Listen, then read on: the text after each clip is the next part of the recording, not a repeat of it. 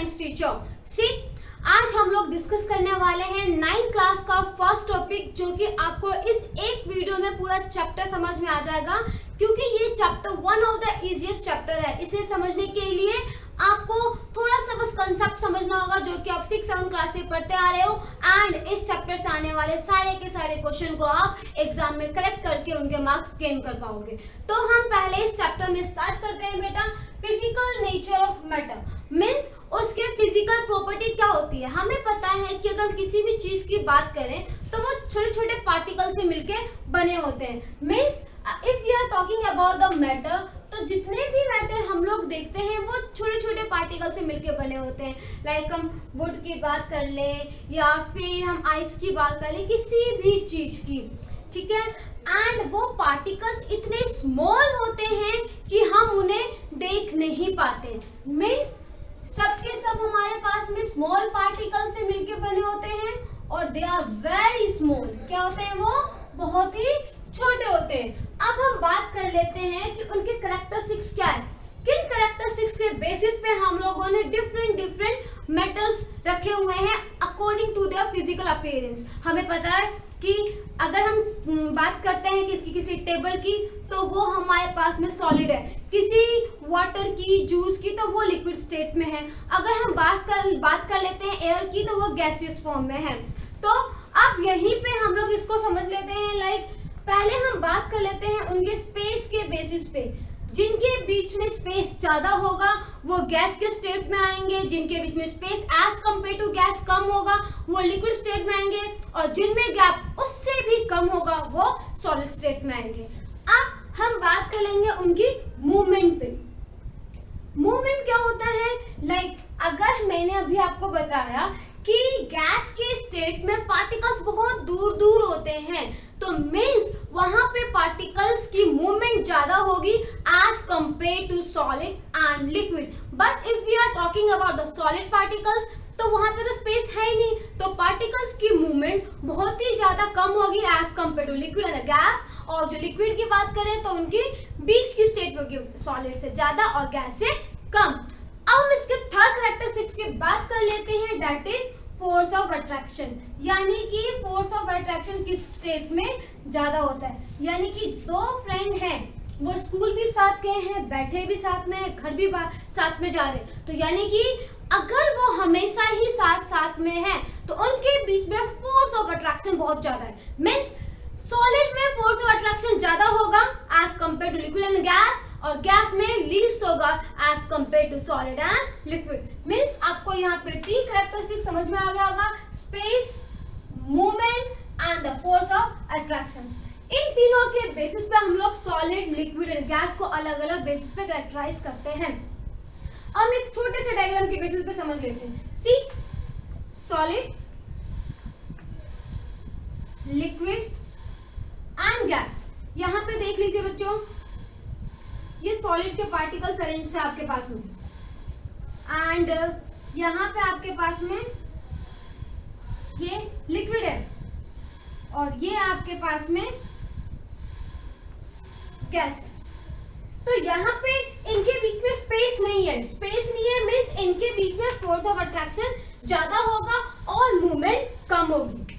अगर हम लिक्विड की बात करें तो इनके बीच में स्पेस ज्यादा है एज कंपेयर टू सॉलिड, तो इनमें मूवमेंट तो ज्यादा होगी एज कंपेयर टू सॉलिड और फोर्स ऑफ अट्रैक्शन कम होगा। बट अगर हम गैस की बात करें तो इसमें पार्टिकल्स के बीच में स्पेस सबसे ज्यादा है as compare to solid and liquid, तो इनके बीच में फोर्स ऑफ अट्रैक्शन भी कम होगा और इनके मूवमेंट भी ज्यादा होगी। अब हम बात करेंगे कि कैसे they are interrelated to the each other. कि मैंने अभी आपको बताया कि हम लोग डिस्कस करने जा रहे हैं कि कैसे सॉलिड, लिक्विड एंड गैस ये तीनों के तीनों एक दूसरे के साथ इंटर रिलेटेड है।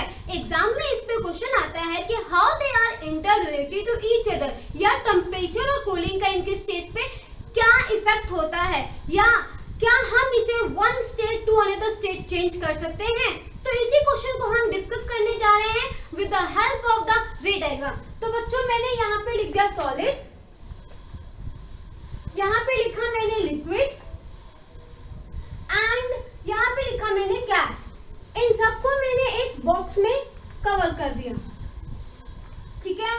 अब जब मैंने सॉलिड को हीट किया तो वो लिक्विड में कन्वर्ट हो गया। इसको हम समझते हैं कि एक एग्जांपल के साथ, लाइक एक आइस था, मैंने उसे फ्रिज से निकाला तो बाहर का टेम्परेचर ज्यादा था एज कम्पेयर टू फ्रिज, तो वो मेल्ट होना स्टार्ट हो गया। मीन्स आपका जो आइस जो कि सॉलिड फॉर्म में था वो वाटर में कन्वर्ट हो गया and water is a liquid state. So this change in state is called fusion. तो हम लोगों ने इसे क्या बोल दिया बच्चों? फ्यूजन।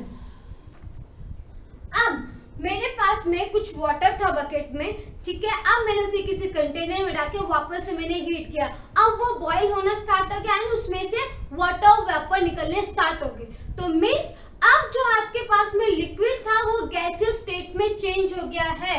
मींस जब मैंने लिक्विड को हीट दिया तो वो गैस के फॉर्म में चेंज हो गया and this process called your vaporisation. मींस जिसमें आपके पास में वेपर्स फॉर्म होने स्टार्ट हो गए हो।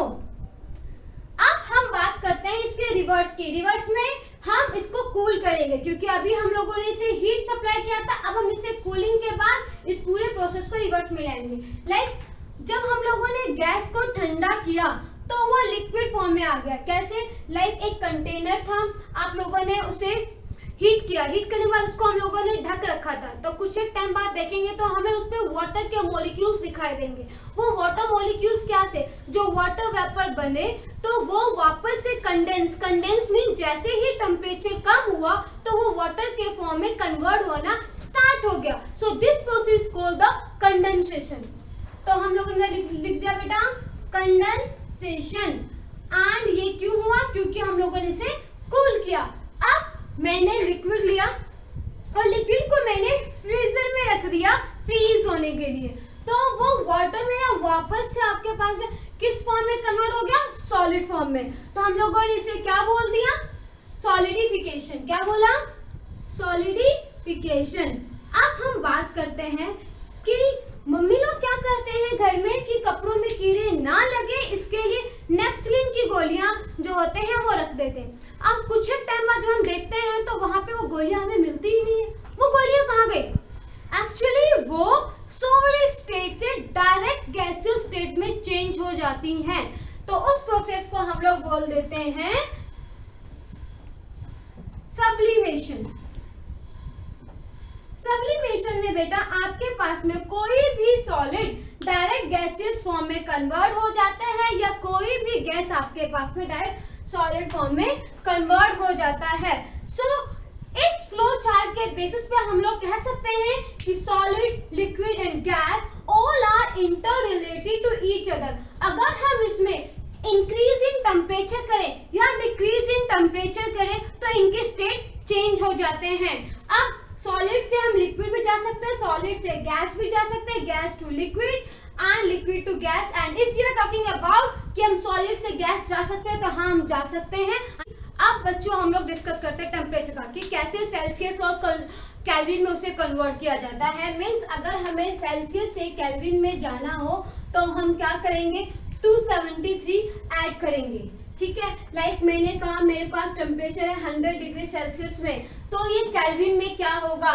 तो मैंने क्या कर दिया 100 प्लस 273, तो this data will be in kelvin, that is 373 kelvin.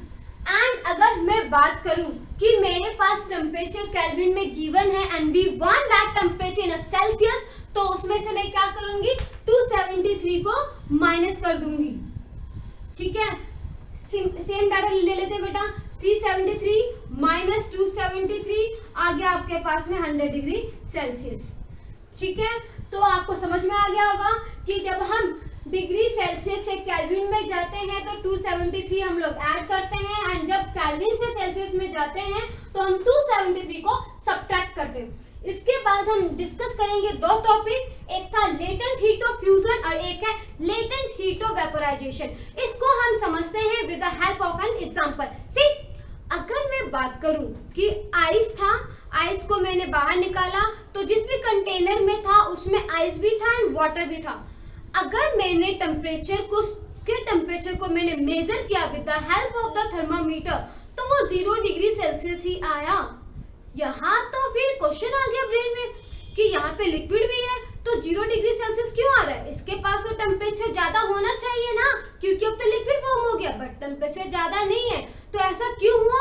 क्योंकि उसके पास कुछ हिडन एनर्जी थी, and that type of energy is called the latent heat of fusion. Latent का मतलब ही होता है हिडन, मतलब कुछ एनर्जी उसके पास में छुपी हुई थी जिसके हेल्प से वो सॉलिड टू लिक्विड स्टेट में जा रहा था। अब हम बात कर लेते हैं लेटेंट हीट ऑफ वेपोराइजेशन की। तो लेटेंट हीट ऑफ वेपोराइजेशन में क्या होता है कि अगर हम वाटर को बॉईल कर रहे हैं, ठीक है, वाटर को बॉईल करने के बाद पानी में हाथ जा रहा है आपके पास में, या आपके पास में वेपर में हाथ जा रहा है, तो किस में इरिटेशन ज्यादा होगी? इरिटेशन ज्यादा होगी जब हम उस वाटर वेपर में हाथ डालेंगे।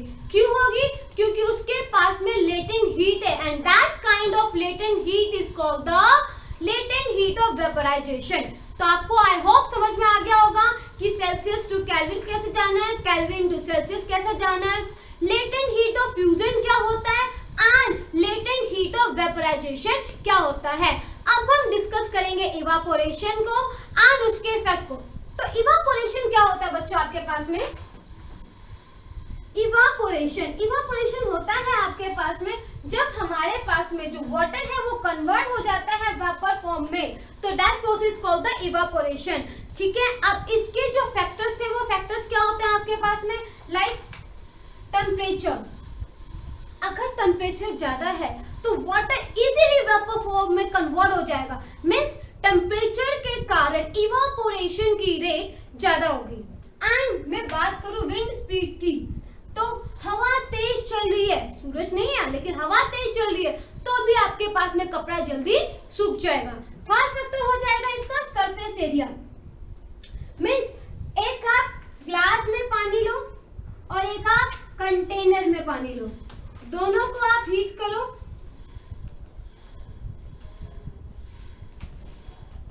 तो किसमें पानी ज्यादा जल्दी गर्म होगा? इस कंटेनर में। क्यों? क्योंकि इसका एरिया ज्यादा था, हीट इजीली हर एक एरिया वाले पार्टिकल्स के पास चला जाएगा। तो सरफेस एरिया जितने ज्यादा होगा उतने ही ज्यादा आपके पास में इवापोरेशन की रेट होगी। थर्ड आ गया आपके पास में ह्यूमिडिटी। ह्यूमिडिटी क्या होती है आपके पास में? ह्यूमिडिटी होती है the presence of water molecule in the air, कि वाटर के कितने पार्टिकल्स प्रेजेंट है एयर में, that is called the humidity. मतलब जितने कम पार्टिकल्स होंगे एयर में वाटर के, उतनी ज्यादा इवापोरेशन होगी। मींस ये इंक्रीज होगा तो इवापोरेशन डिक्रीज होगा, ये डिक्रीज होगा तो इवापोरेशन इंक्रीज होगा। तो आई होप आपको समझ में आ गया हो कि इवापोरेशन के जो फैक्टर्स होते हैं, temperature, wind, surface area and humidity, ये कैसे इसको अफेक्ट करते हैं। हम लोग डिस्कस करने जा रहे हैं कि how the evaporation cause cooling. Evaporation की वजह से कैसे ठंड का फील होता है। लाइक कभी इलेक्ट्रिसिटी पहले के टाइम में जब कट जाती थी तो स्वेटिंग होती थी, एंड एकदम से जब इलेक्ट्रिसिटी आ जाती थी तो उस पंखे की स्पीड के कारण जो था हमें ठंड का फील होता था। तो वो क्यों होता था? कभी सोचा आपने? नहीं सोचा, क्योंकि जो स्वेट था वो किस फॉर्म में था? लिक्विड स्टेट में था, एंड जैसे ही उसे विंड मिली, मींस एयर के प्रेजेंस में, वो आपके पास लिक्विड फॉर्म से गैसियस फॉर्म में कन्वर्ट हो गया, और उसे गैसियस फॉर्म में कन्वर्ट होने के लिए जिस भी एनर्जी की जरूरत हुई वो एनर्जी उसने आपकी बॉडी से लिया, जिस वजह से आपके बॉडी का टेम्परेचर डाउन हो गया और आपको ठंड लगी। अब हम इसके लिए दूसरा टॉपिक डिस्कस कर लेते हैं कि हम लोग कॉटन क्लॉथ्स ही क्यों पहनते हैं समर के टाइम में। तो कॉटन क्लॉथ्स हम लोग इसलिए पहनते हैं क्योंकि वो इजीली वाटर को एब्जॉर्ब कर लेते हैं। मींस समर के टाइम में जब स्वेटिंग ज्यादा होती है तो समर क्लॉथ उसे एब्जॉर्ब कर लेते हैं, और एब्जॉर्ब करने के बाद जैसे ही टेम्परेचर हाई होता है या एयर के कांटेक्ट में हम आते हैं तो वो स्वेट जो होता है वो इवापोरेट हो जाता है। इवापोरेट होने के लिए उसे जिस एनर्जी की जरूरत होती है वो अगेन हमारी बॉडी से लेता है, एंड जिससे फिर हमें कूलिंग इफेक्ट होता है। इसलिए हम लोग समर क्लॉथ्स ही प्रेफर करते हैं। समर के टाइम में हम लोग कौन से क्लॉथ्स प्रेफर करते हैं? Cotton clothes. कौन से क्लॉथ्स प्रेफर करते हैं? Cotton clothes. तो आई होप बच्चों आपको इतना सब कुछ समझ में आ गया होगा। बाकी जो भी डाउट हो आप हमें कमेंट सेक्शन में लिख सकते हैं, और आप बेल आइकन को क्लिक करना ना भूलें सो दैट आपको नेक्स्ट नोटिफिकेशन इजीली मिल सके। अगर आपने अब तक हमारे चैनल को सब्सक्राइब नहीं किया है तो उसको भी सब्सक्राइब कीजिए। Thank you so much. I am from MP grow institute.